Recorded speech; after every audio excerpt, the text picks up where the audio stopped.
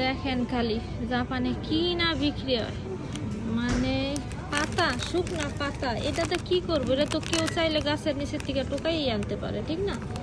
এইটা মানে মানুষে কেন কিনবো? যাই হোক, বুঝলাম। তারপরে যে দেখেন এক টুকরা কাঠ, মানে গাছেরই কাঠ টুকরা করে বিক্রি করতেছে। এটা মানে যেমন ধরেন একটা কুড়া, এটার মধ্যে আছে 2টা কুড়া। আবার এটা আবার একটু লম্বা টাইপের, হ্যাঁ, এটার মধ্যে আবার 2টা কুড়া। এরপরে দেখেন এই যে এটা আবার এরকম খালি করা।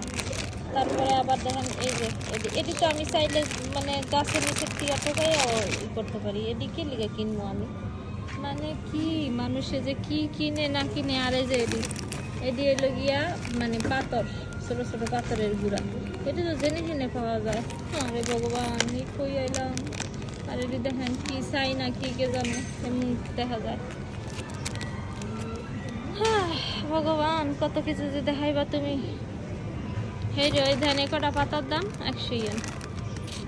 ভালো, খুবই ভালো।